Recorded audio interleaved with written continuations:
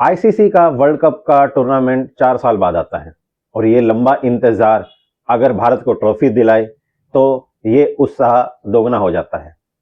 यही उत्साह अब तिगुना हो गया है क्योंकि 2019 में उरी के बाद डायरेक्टर आदित्य धर 2025 में धुरंधर मूवी लेके आए हैं। मूवी देखते ही उत्साह बनता है। बाकी दूसरी बात, दिल्ली में भाजपा सरकार ने तोड़ा अवैध झोपड़ा। दिल्ली में भाजपा सरकार ने तोड़ा अवैध झोपड़ा।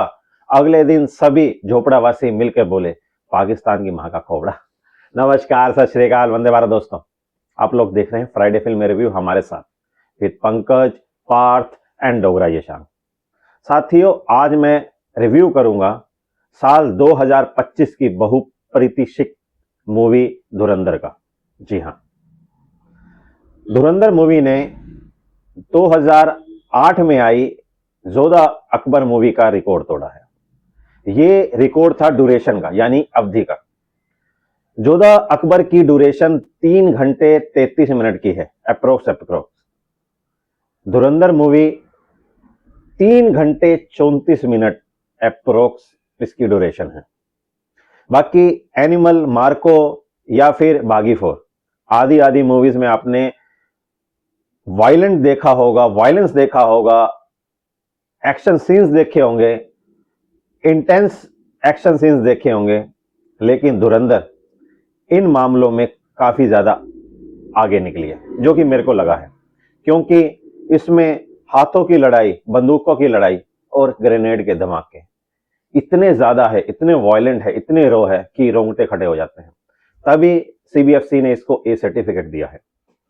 कहानी, फिल्म की कहानी ऑपरेशन धुरंधर की है। फिल्म में प्लेन हाईजैक 2001 में भारतीय संसद पर हुई गोलाबारी आदि आतंकी हमले के बाद भारत अपना एजेंट पाकिस्तान में भेजती है। पाकिस्तान में उनके माफिया, उनका अंडरवर्ल्ड और उनकी गैंग्स को खत्म करने के लिए यह एजेंट जाता है। आगे की कहानी को जानने के लिए आपको फिल्म को जरूर देखना चाहिए। कैसी है फिल्म? पाकिस्तान के नापाक इरादों को भारतीय इंटेलिजेंस कैसे खत्म करती है, फिल्म में दिखाया गया है। फिर चाहे वो प्लेन हाईजैक हो या फिर 2001 में भारतीय संसद पर हमला हो या फिर 2008 के मुंबई आतंकी हमला, कैसे पाकिस्तान भारत की जाली करेंसी वहां अपने देश में छापता है, या फिर बलूचिस्तान और पाकिस्तान का मतभेद और इस मतभेद के कारण भारतीय सरकार पर उसका असर, ये सब फिल्म में दिखाया गया है। और आदित्य धर 1% भी इसको दिखाने में कहीं भी कंफ्यूज नहीं हुए हैं। उन्होंने हर एक सवालों का जवाब निडर होकर दिया है। बाकी अगर एक्टिंग की बात करूं तो रणवीर सिंह हमजा के किरदार में एक्सीलेंट लगे हैं। उनके द्वारा निभाया गया किरदार पद्मावत में खिलजी के बाद उनकी ये एक धमाकेदार परफॉर्मेंस है। बाकी अन्य धुरंधर भी बहुत ज्यादा शातिर और तेज तरार लगे हैं। फिर चाहे वो एसपी चौधरी का किरदार निभाया हो संजय दत्त ने, या आईएसआई मेजर का किरदार निभाया हो अर्जुन रामपाल ने। सारा अर्जुन का किरदार यालीना का भी बहुत मासूम और बहुत अच्छा है।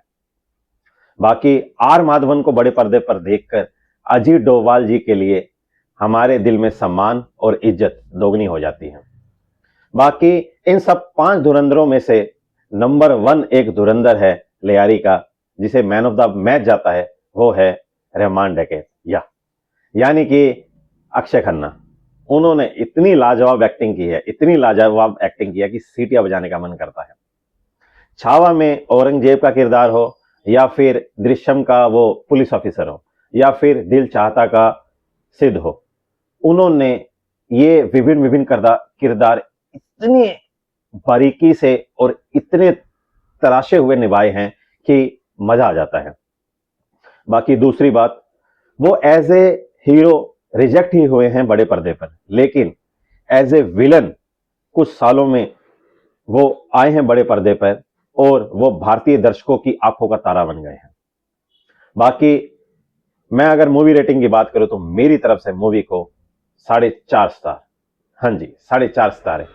1 स्टार मैं दूंगा लियारी के बड़े बड़े सेट दिखाने के लिए, 1 स्टार मैं दूंगा इतनी बड़ी स्टार कास्ट की परफॉर्मेंस के लिए, 1 स्टार मैं दूंगा बीजीएम और आदित्य ढर की डायरेक्शन के लिए, और 1 स्टार मैं साथ के साथ दूंगा इतने जबरदस्त एक्शन सीक्वेंसेस की कोरियोग्राफी के लिए। आधा स्टार मैं अपनी तरफ से एक्स्ट्रा दूंगा राकेश बेदी सर के परफॉर्मेंस के लिए और उनके एग्जीक्यूशन के लिए, जिस हिसाब से उनका किरदार लिखा गया और जैसा उन्होंने निभाया। बाकी अगर मैं हाफ स्टार माइनस की बात करूं तो आधा स्टार मैं काटूंगा मूवी का अनएक्सपेक्टेड खत्म होना। एकदम से पता ही नहीं चला था कि मूवी खत्म होगी। लेकिन खुशी की बात यह है कि जो सुनने में आ रहा है 2026 मार्च यानी कि ईद के मौके पर इसका सेकंड पार्ट रिलीज हो रहा है और लगभग लगभग बनकर तैयार है। बाकी अगर मैं लू ब्रेक की बात करूं तो भूल के भी ना लेना। बिजनेस रेटिंग की बात करूं तो मूवी की अवधि 3 घंटे 34 मिनट की है अप्रोक्स जो बताया जा रहा है, और मूवी भारत में 5000 स्क्रीन पर रिलीज हुई है। मूवी का बजट 280 करोड़ का है, 250 करोड़ कॉस्ट ऑफ प्रोडक्शन है और 30 करोड़ रुपए P&A यानी प्रिंट एडवर्टीजमेंट का खर्चा है। मूवी जहां तक मेरा अनुमान है आराम से अपना बजट निकाल लेगी, आराम से, क्योंकि 2 हफ्ते की मूवी की विंडो है। 19 तारीख को हॉलीवुड की मूवी अवतार 3 रिलीज हो रही है।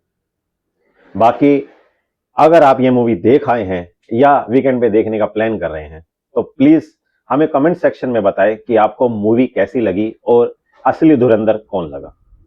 बाकी मैं कैमरामैन पार्थ के साथ अलविदा लेता हूं, मिलता हूं आपसे अगले हफ्ते नई मूवी किस किस को प्यार करूं 2 के रिव्यू के लिए। धन्यवाद, सत श्री अकाल, जय श्री राम, आदाब।